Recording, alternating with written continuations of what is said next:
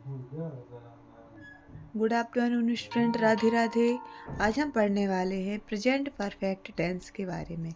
तो present perfect tense के बारे में पढ़ने से पहले ही समझ लेते हैं कि प्रेजेंट परफेक्ट टेंस है क्या।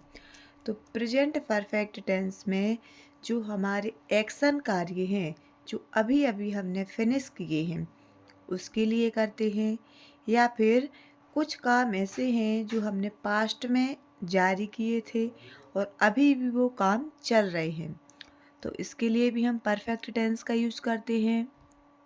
और कुछ सेंटेंस ऐसे हैं जो पास्ट में हुए हैं और अभी भी वो काम चल रहे हैं, एक्शन वर्ब, तो उसके लिए भी हम परफेक्ट टेंस में पढ़ते हैं।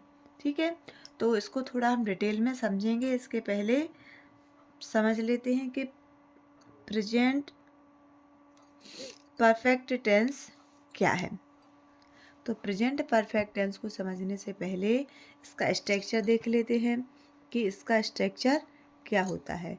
तो इसके स्ट्रक्चर में सबसे पहले आता है सब्जेक्ट, फिर लगाते हैं हैज या हैव, और परफेक्ट टेंस में हमेशा वर्ब की थर्ड फॉर्म लगाते हैं, और जो है फिर ऑब्जेक्ट, लास्ट में जो भी सेंटेंस बची और फुल स्टॉप। तो अब क्वेश्चन ये है कि हैज कब लगाना है और हैव कब लगाना है।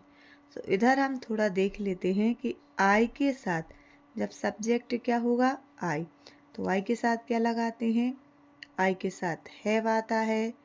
और जब सब्जेक्ट सिंगुलर होंगे, सी होगा, ही होगा, इट होगा, किसी का नाम होगा, या फिर सिंगुलर होगा, या फिर सिंगुलर नंबर होगा, तो इन सब के साथ में जो है हम क्या लगाते हैं, हैज। क्या आता है इन सब के साथ, हैज आता है।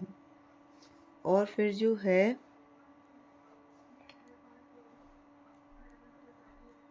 इन सब के साथ क्या आता है, हैज।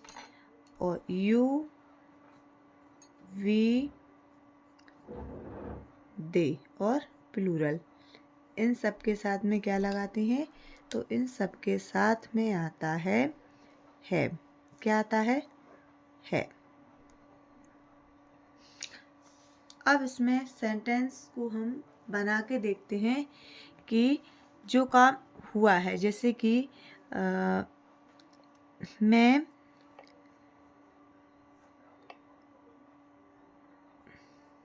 मैं किताब पढ़ चुकी हूँ। मैं किताब पढ़ चुकी हूँ। हिंदी में जो सेंटेंस होते हैं उनकी पहचान लास्ट में चुका है, चुकी है होती है। अगर हम पहचान की बात करें तो हिंदी में इसमें चुका है, चुकी है, या चुके हैं, इस तरीके के, या हो गया है, इस तरीके के वर्ड्स जो है वो पहचान के लिए हम समझ सकते हैं। जैसे मैं किताब पढ़ चुकी हूँ, तो इसका बनेगा आई हैव रीड बुक। मैं किताब पढ़ चुकी हूँ, आई हैव रीड बुक।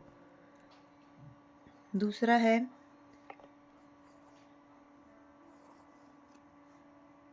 वह पत्र लिख चुकी है।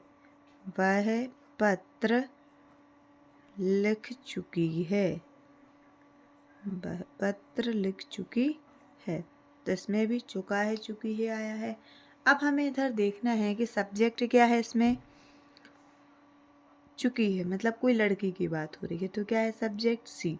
सी के साथ क्या लगाना है, तो सी के साथ लगाना है हैज, सी हैज। ठीक है, सी हैज। अब लिखने को क्या बोलते हैं, लिखने को बोलते हैं राइट, और इसकी वर्ब की थर्ड फॉर्म लगाना है, तो इसमें क्या आएगा, रिटन, सी हैज रिटन। अब ऑब्जेक्ट क्या बचा, लेटर। अब इधर एक क्वेश्चन आता है कि ऑब्जेक्ट हमें कहाँ से पता चलेगा कि ऑब्जेक्ट क्या है। तो ऑब्जेक्ट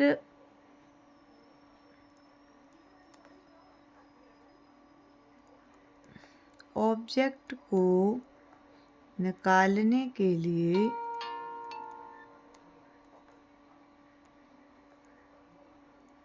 क्या से क्वेश्चन करते हैं, क्या से प्रश्न करते हैं, किससे प्रश्न करते हैं, क्या से। और जो आंसर निकले, और फिर जो आंसर निकले, जो आंसर निकले वह क्या है, वह ऑब्जेक्ट है। जो आंसर निकले वो क्या है, ऑब्जेक्ट है। जैसे कि मैं किताब पढ़ चुकी हूँ, तो हमने क्या से क्वेश्चन किया, क्या पढ़ चुकी हूँ, क्या पढ़ चुकी हूँ। तो इसका जो है आंसर हमें क्या मिला, आंसर क्या मिला, किताब। क्या मिला आंसर, किताब। तो किताब क्या है हमारा, ऑब्जेक्ट। ठीक है, वर्ब सबको पता है, सब्जेक्ट सबको पता है, ऑब्जेक्ट निकालना भी बता दिया। अब ऑब्जेक्ट दो प्रकार के होते हैं, डायरेक्ट ऑब्जेक्ट और इनडायरेक्ट ऑब्जेक्ट। तो किताब इसमें डायरेक्ट ऑब्जेक्ट है। वह पत्र लिख चुकी है, क्या लिख चुकी है, पत्र, मतलब लेटर जो है वो क्या है इसमें, ऑब्जेक्ट।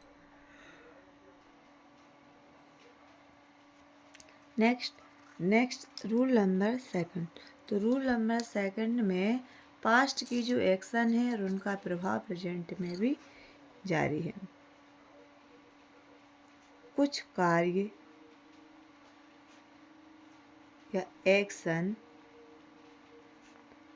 जो पास्ट में हुए हों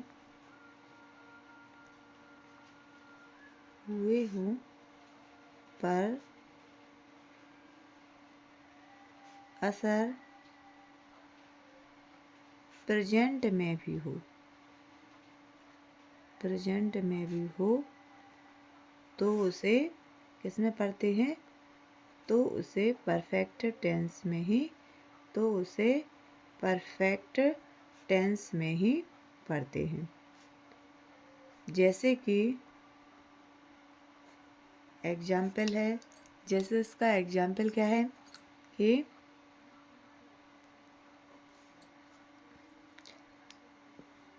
माय सिस्टर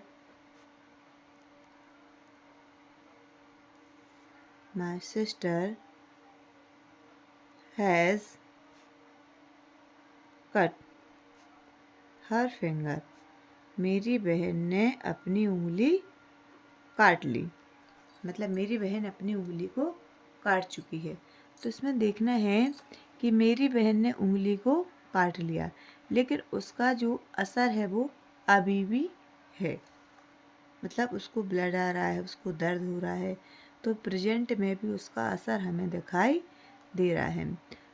तो इधर असर वर्ड जो है वो इधर देखना है कि पास्ट की ऐसी एक्शन जो पास्ट में कंप्लीट हो चुकी हूँ, लेकिन उसका जो असर है वो प्रेजेंट टेंस में ही पड़े, तो वो परफेक्ट टेंस में पढ़ते हैं। जैसे कि my finger has cut her finger, मेरी सिस्टर ने, my sister has cut her finger, मेरी बहन ने अपनी उंगली काट ली है, मतलब उसका असर अभी भी है। दूसरा सेंटेंस, जैसे कि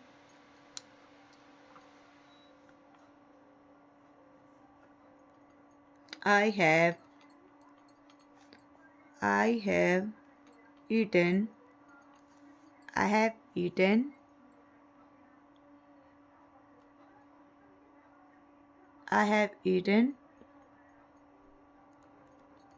all the apples.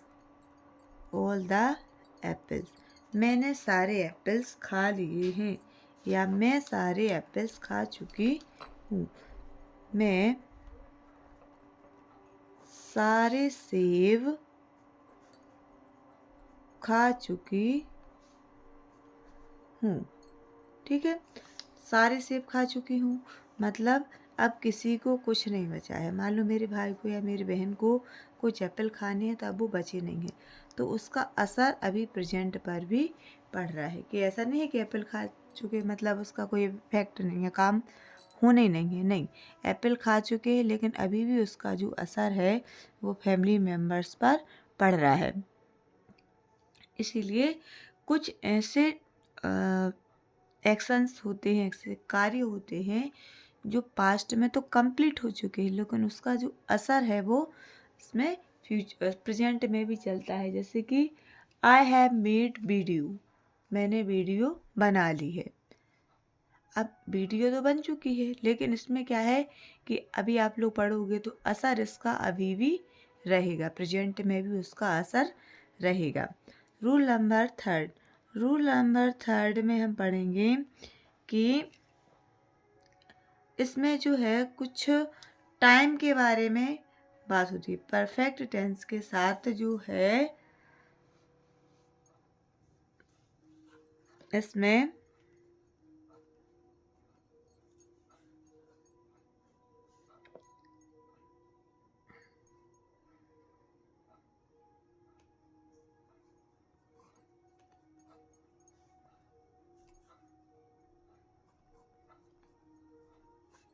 Perfect tense के साथ पास्ट टाइम के साथ पास्ट परफेक्ट टेंस के साथ पास्ट टाइम को बताने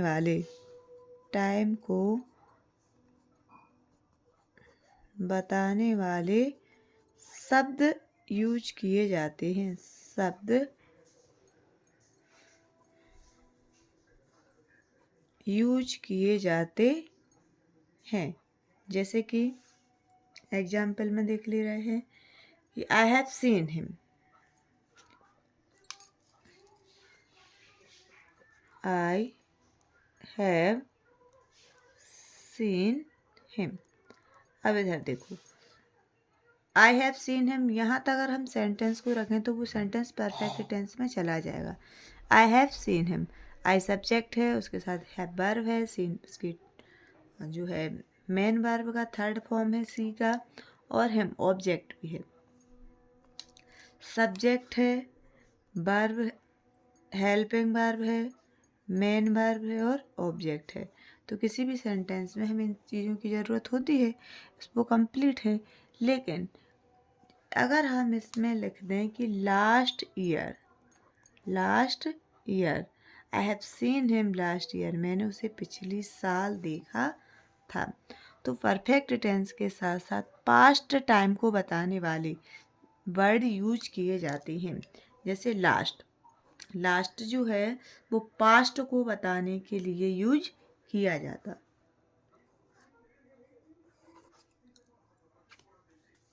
जैसे कि ही अराइव्ड लास्ट वीक, वह जो है पिछले सप्ताह आया था। ठीक है, तो इसमें भी टाइम एक्सप्रेशन वर्ड का यूज किया गया है जो समय को बताने वाले शब्द हैं। तो परफेक्ट टेंस में और भी सेंटेंस है जिनका यूज किया जाता है, सेंस फॉर वाले सेंटेंस भी बनते हैं। अभी के वीडियो में केवल इतना ही। आगे अगली जो वीडियो हम बनाएंगे वो रहेगी पास्ट इंडेफिनिट टेंस पे। पास्ट इंडेफिनिट टेंस क्या है इसके बारे में हम पढ़ेंगे। धीरे धीरे टेंस को समझेंगे तो आसानी से समझ में आ जाएगा, और अगर बहुत सारी चीज़ें एक साथ पढ़ लेंगे तो बहुत सारी चीज़ें भूल भी सकते हैं। इसलिए जो इम्पोर्टेंट फैक्ट हैं उन्हीं को कवर करेंगे। आई होप आप लोगों को वीडियो अच्छी लगी होगी। वीडियो अच्छी लगती है तो चैनल को लाइक शेयर एंड सब्सक्राइब करें और अपने दोस्तों को वीडियो को भेजें। Okay, thank you.